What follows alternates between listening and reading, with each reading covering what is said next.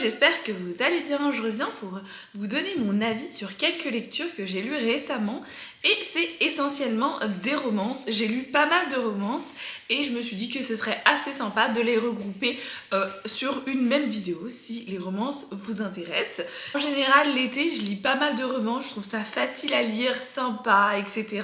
Je lis pas forcément de la pure romance, mais livre avec un peu de romance, ça fait toujours un peu plaisir et ça fait parfois un peu rêver. Avant toute chose, si vous regardez mes vidéos YouTube et que vous n'êtes pas abonné, n'hésitez pas à vous abonner pour être tenu au courant des nouvelles vidéos et avoir peut-être plein de nouvelles idées lecture. En premier, j'ai lu la nouvelle parution de chez la maison d'édition Ozu, 31 jours pour t'aimer, écrit par Sophie Jomain, que j'ai reçu en service de presse. Dans cette histoire, on va suivre deux personnages et en fait, le jeune homme tout simplement a écrit une lettre et va l'oublier quelque part dans un bar et une jeune fille va trouver cette lettre et va décider d'y répondre. Comme ça que va commencer l'histoire et on va suivre un peu leur histoire et aussi les lettres qu'ils s'envoient à chaque fois. On va suivre pendant 31 jours.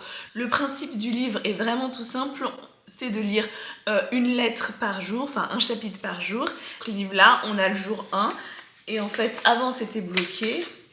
Donc maintenant je l'ai lu, c'est plus bloqué, mais avant c'était fermé comme ça et en fait on ouvrait la lettre et on avait tout simplement l'occasion de le lire. J'ai pas vraiment respecté une lettre par jour, je l'ai lu comme ça, voilà, plus ou moins sur 2 ou 3 jours, quelque chose comme ça. Et c'était plutôt sympa, c'est une lecture super pour l'été. On part en vacances pendant un mois et qu'on a envie de lire une petite lecture sur tout le mois, ça peut être assez chouette. Si on n'est pas forcément un très grand lecteur et que ça nous convient comme ça, vraiment ça peut être chouette d'avoir ce principe de lire un chapitre et donc une lettre par jour. Pour ce qui est de mon avis, j'ai plutôt bien aimé le concept, j'ai trouvé ça assez original. Après je sais qu'il y avait aussi des livres en calendrier de l'Avent, sur Noël, tout ça, mais je les ai pas du tout lus. J'ai plutôt bien aimé le concept que j'ai trouvé de base très original. Après au niveau de l'histoire, j'ai pas été surprise. Je m'attendais à ce qui allait se passer, je m'attendais que ce soit au début, que ce soit la révélation de qui était la personne avec qui ils échangeaient des lettres. Enfin, ça, j'ai pas été surprise, ça m'a pas surprise plus que ça. Mais en même temps, c'est une romance, c'est un peu mignon. C'est pas forcément ce qu'on attend du livre. Moi, ce que j'attendais, c'était essentiellement de passer un bon moment, que ça me fasse un peu penser à autre chose et que ça me fasse un peu penser aux vacances et tout. Comme je suis partie en vacances très tôt, bah du coup, ça me fait un peu penser à mes vacances. C'était assez chouette. Après, si vous vous attendez à des rebondissements, à être surpris, à faire waouh, incroyable, honnêtement, je pense pas que vous fassiez ça dans ce livre. Après, peut-être que je devine assez vite les choses. Et pêche que c'était quand même une lecture qui se lit, qui est sympa, qui est assez chouette, avec un concept original et qui a su me plaire. Si vous aimez les petites romances assez sympathiques, avec des lettres, ce que j'ai trouvé assez original, c'est qu'ils apprennent à se connaître avec les lettres et on voit leur relation s'approfondir de plus en plus et qu'ils apprennent de plus en plus à se connaître, donc c'était plutôt chouette de voir leur évolution sur ce terme-là. Voilà, si vous avez envie d'une petite romance un peu avec un format original qu'on voit pas partout, ça pourrait peut-être vous plaire. J'ai ensuite lu Le Pacte des Roses, le tome 1, écrit par Sacha Peyton Smith et publié aux éditions Bayard. C'est une romantaisie, c'est un peu young adulte.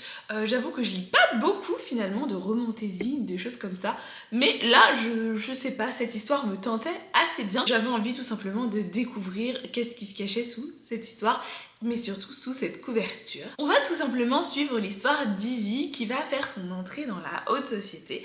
La particularité de ce monde-là, c'est qu'en fait, vraiment régné par des humains, ce sont des espèces de sortes de faées et en fait la reine propose entre guillemets des pactes avec les personnes à chaque fois qu'ils viennent la voir, c'est-à-dire que par exemple je veux aller la voir et je veux par exemple changer mon nez, je l'adore mon nez hein, mais c'est un exemple, et en fait elle va te dire bah d'accord je veux bien changer ton nez, le mettre autrement, mais en échange tu me donnes je sais pas tu me donnes une main quoi. Voilà, je dis n'importe quoi mais ça peut être ça.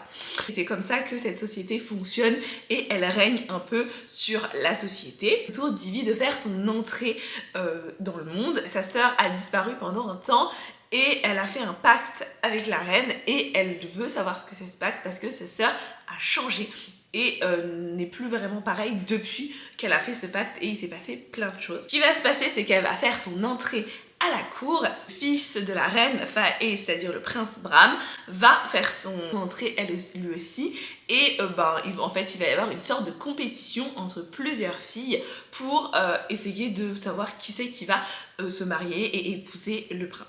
Un petit groupe de filles va entrer du coup en compétition et elles vont du coup essayer de se battre un peu et être en compétition pour épouser le prince. J'ai d'abord trouvé l'histoire des pactes intéressant et j'avais envie j'ai trouvé ça très intéressant que cette société soit un peu basée sur ça et de voir que finalement dans la population presque tout le monde avait des pactes et qui finalement avaient des petites choses qu'ils voulaient changer soit physiquement dans leur comportement ou des choses qu'ils voulaient avoir et en fait finalement je me dis en fait, tout le monde veut changer un peu quelque chose dans sa vie, n'importe quoi, et que ce soit des complexes physiques ou que ce soit quelque chose dans ton caractère ou finalement dans ta situation actuelle qui te convient pas.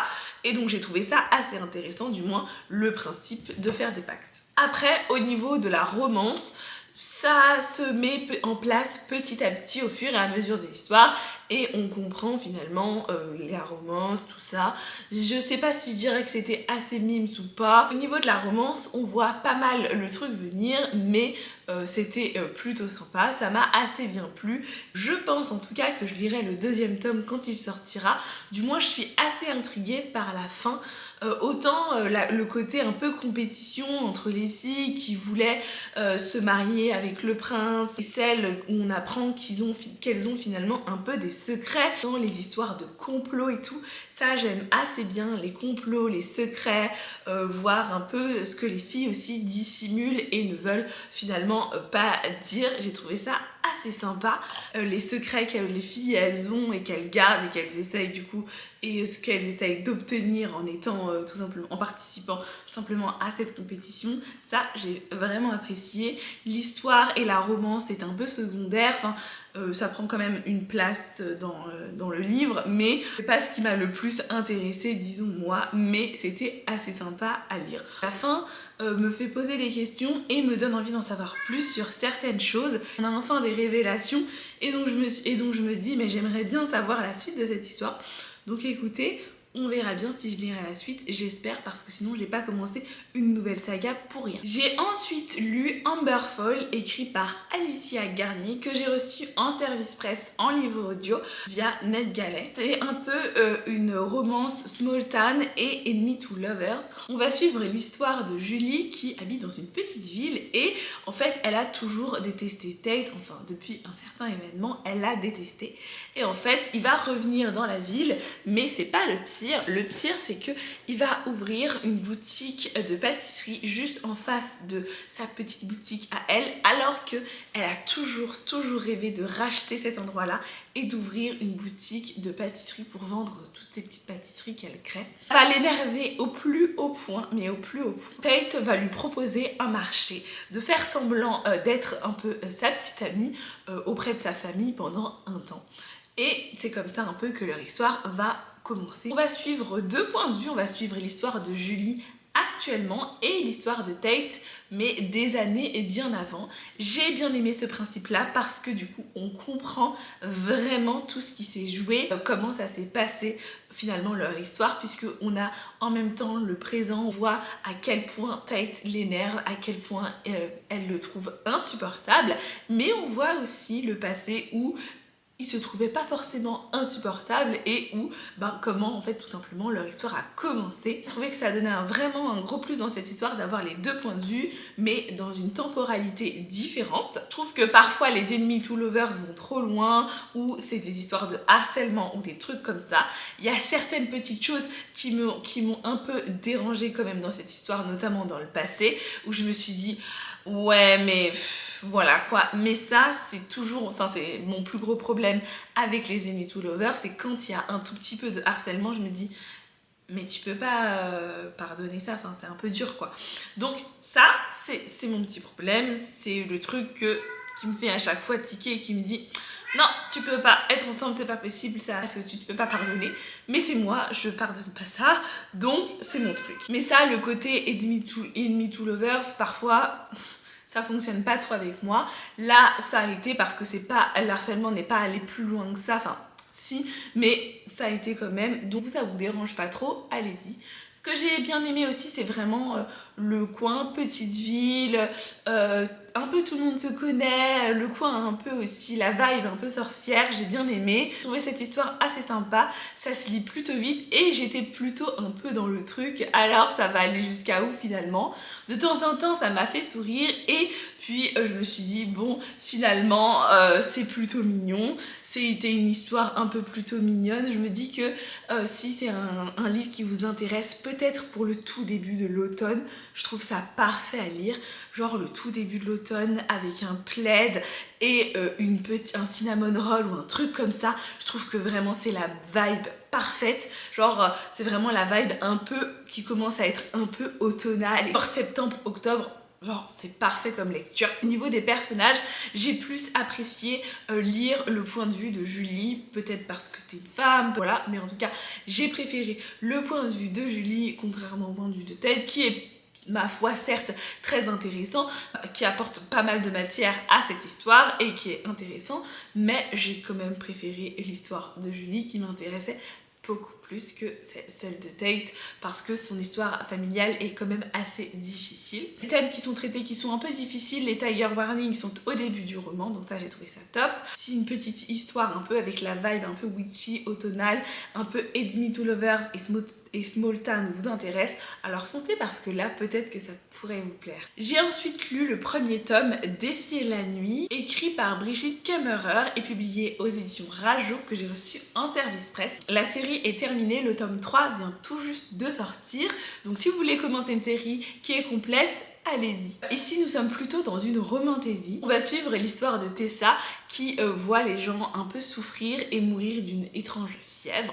Elle est en quelque sorte une apothicaire, en tout cas elle sait se servir des plantes et soigner avec les plantes. Et chaque nuit elle brave un peu la brigade pour aller soigner un peu les personnes qui ont le plus besoin et qui n'ont pas les moyens de se procurer le remède concernant la fièvre. Sauf qu'un jour elle va se retrouver en compagnie du prince et il va se passer un peu plein de choses autour d'eux et plein de choses au niveau des remèdes, de la fièvre, des complots, de la révolution, tout ça.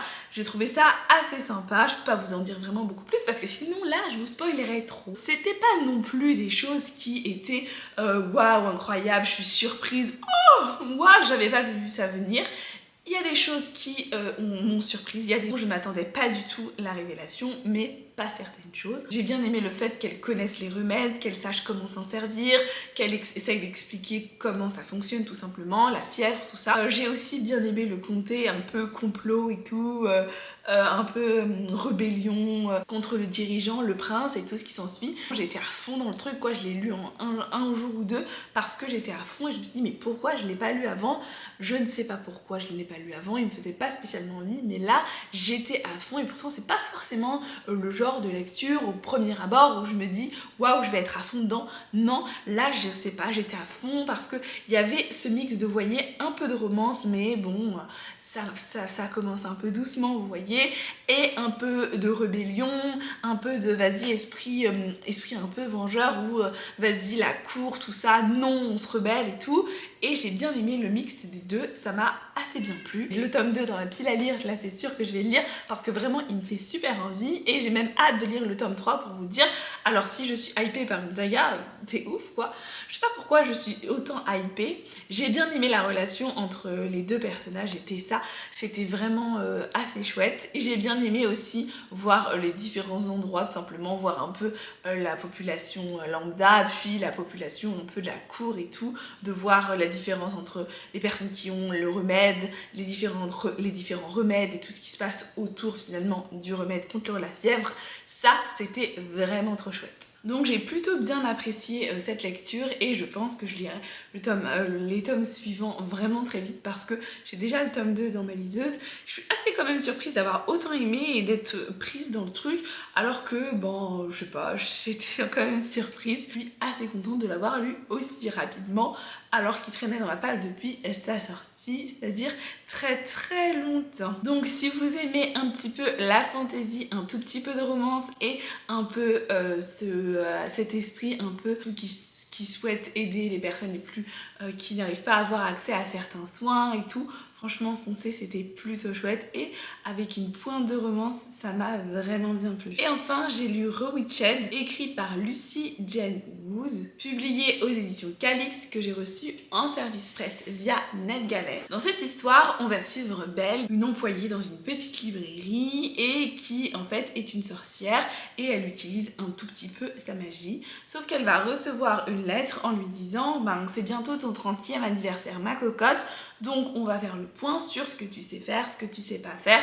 bref où t'en es pour savoir si effectivement tu peux garder tes pouvoirs, tout ça, ou si finalement t'es pas ouf comme sorcière et finalement on va te reprendre tes pouvoirs. Sauf qu'elle a pas vraiment beaucoup utilisé ses pouvoirs en fait, elle fait vraiment des tout petits sorts de confort, genre ranger ses petites affaires, se préparer des petits trucs, mais pas des sorts un peu plus puissants. Donc, quand elle va être convoquée, évidemment, ça va pas se passer comme prévu et on va suivre cette histoire. À l'intérieur, il y a un chou de romance, mais je me suis dit que j'allais quand même le rajouter ici parce que de toute façon, c'est ma vidéo, je fais ce que je veux et j'avais envie de le rajouter là. C'est un peu plus cosy, fantasy, un peu roman, enfin un tout petit chou de romance. Je suis moyennement convaincue par ma lecture parce que je trouve que le résumé en dit trop. Et même moi là, je trouve que j'en ai trop dit. Autant j'aime les cosy fantasy où finalement il se passe pas des choses incroyables, on saute pas au plafond, il se passe pas des révélations de dingue, un peu comme la petite boutique du sortilège, c'est de la cosy fantasy, il se passe pas des trucs de ouf, mais tout n'est pas dit dans le résumé. Là, j'ai vraiment eu l'impression de lire l'histoire et que allez, les 3/4 de l'histoire étaient dans le résumé et j'étais là, mais c'est trop dommage en fait, enfin vous avez tout dit dans le résumé. Moi j'ai l'impression que soit c'est le résumé qui dit trop de choses, soit il se passe pas assez de choses, c'est assez lent en fait finalement. Je crois que au bout de 30%, il s'est pas passé grand chose. Je suis d'accord que c'est cosy, que c'est fantasy, que c'est assez lent et tout, mais c'est un peu long quoi, enfin j'aimerais un peu plus de... Voilà quoi, je sais pas comment dire, mais que ça prenne pas aussi longtemps pour expliquer les choses parce que en fait le début ça explique beaucoup de choses, un peu le fonctionnement de comment ça se passe, le couvent, les sorcières, tout ça. Beaucoup d'explications au départ pour que ça commence après avec un peu plus de choses. Et une fois que l'histoire est commencée, là j'avoue que ça allait un peu plus vite, il y a un peu plus de choses qui se passent, un peu plus de trucs, mais sinon je trouve que le départ est quand même assez lent. Par contre, ce que j'ai bien aimé, c'est que elle a 30 ans, donc j'avoue que je me suis reconnue dans des trucs parce que je vais avoir 30 ans à la fin de l'année et c'est pas la même chose de suivre une héroïne qui a 30 ans et une autre qui a 25 ans ou qui a 20 ans. Je trouve que il y a quand même des choses qui nous rapprochent, c'est-à-dire au niveau de son projet professionnel, elle réfléchit du coup au niveau de la librairie, comme elle est employée de librairie, elle y réfléchit, tout ça, qu'elle a des réflexions un peu de personnes qui rentrent dans la trentaine quoi, et j'ai trouvé ça assez bien de voir ce genre de réflexion. C'est vrai qu'il faut que je lise un peu plus de livres où les personnages ont mon âge, pas forcément parce que ça me plaît pas de lire avec des personnages plus jeunes, mais parce que je trouve que des fois aussi ça fait du bien de voir d'autres personnages un peu être dans ce flou et rentrer aussi dans la trentaine. Ça, je trouve que c'est assez plaisant et on reconnaît certaines choses. Après, c'était pas ma lecture préférée de cette vidéo parce que je trouve que c'était un peu lent le début et que ça a mis du temps à commencer. Les 20 premiers pourcents de cette lecture, j'ai mis beaucoup de temps à le lire. Les autres, peut-être les 30 derniers pourcents, je les ai enchaînés mais parce que c'était long. Je me disais mais on connaît déjà ça, enfin on a déjà vu ça dans le résumé, accélère un peu le mouvement quoi. Au niveau de l'histoire, il y a quand même des choses à la fin qui ont été un un peu surprenante et je me suis dit ah c'est chouette, j'ai été un peu surprise, mais globalement au niveau de ma lecture j'en ressors mitigée, principalement parce que les 30 premiers pourcents du livre j'étais là ouais bof, et les 30 derniers pourcents du livre j'étais là ah c'est cool, il se passe des trucs qu'on n'avait pas vu venir, mais aussi il se passe des trucs qui sont pas dit dans le résumé et donc j'ai trouvé ça plutôt intéressant. J'ai trouvé ça trop chouette, la vibe sorcière qu'elle a, parce qu'on a l'impression que c'est une magie un peu paresseuse qu'elle utilise parce qu'elle fait pas grand chose avec, mais elle se simplifie un peu la vie, elle se simplifie la vie dans sa bibliothèque, elle se simplifie un peu la vie dans son quotidien, elle fait pas des gros sorts énormes et c'est juste une petite sorcière qui vit sa vie tranquillement. Et j'ai bien aimé cette petite partie là parce que quand on lit des livres sur les sorcières en général ou des personnes qui ont de la magie, et pour que le livre soit quand même intéressant et qu'il y ait quand même des choses à dire sur le livre, c'est quand même de la grosse magie. Voir des sortilèges juste pour ranger des livres, c'est un peu nul, enfin, c'est pas nul, c'est pratique, mais quand je lis un livre, j'ai envie qu'on me fasse rêver, j'ai envie qu'on me dise waouh, incroyable. Mais finalement, elle utilise des tout petits sorts et des sorts un peu juste pour se faciliter la vie. Et je me dis, c'est plutôt sympa, enfin ça offre une autre vision de la magie. Même si évidemment c'est un livre, on sait que l'histoire évolue et tout ça, mais au départ c'est comme ça et elle se plaît bien dans son petit quotidien de sorcière. C'est ça aussi être un peu une sorcière dans les livres, c'est que finalement t'es dans ton petit quotidien, tu fais tes petites choses, mais tu fais pas des gros sorts, tu t'entraînes pas à faire des sorts incroyables de ouf. De voir que finalement cette petite sorcière, elle a une vie un peu normale comme une humaine, je trouve que ça la rend un peu plus humaine et on s'identifie plus facilement à elle. En tout cas, je me suis identifiée plus facilement à elle. Après, je vous dis pas que c'était un personnage très agréable, très tout ça. J'ai plutôt bien apprécié le côté on rentre dans la trentaine, on voit que c'est une magicienne plutôt lambda, plutôt simple et pas à faire des trucs de ouf de sa magie, et c'est plutôt ce côté-là que j'ai bien apprécié. Si vous aimez les cozy fantasy, les petites vibes un peu witchy et ce genre de choses, et qu'une héroïne qui a 30 ans vous plaît un peu, franchement foncez, ça peut être assez sympa. Une petite romance mais vraiment qui est très douce, très minime, très effleurée quoi, pas très présente comme d'autres livres que j'ai pu citer, mais celle-ci on l'effleure juste rapide. Voilà pour ces quelques petits livres où il y a un peu de romance, peut-être que ça pourrait vous plaire pour un peu cet été, ou juste si vous avez envie d'une petite romance ou d'un livre un peu plus cosy. Pas à me suivre sur les réseaux sociaux où je suis un peu plus active. Merci beaucoup d'avoir regardé cette vidéo, n'hésitez pas à me conseiller des petites romances si vous en avez lu cet été qui vous ont plu. Merci d'avoir regardé cette vidéo et je vous fais des bisous.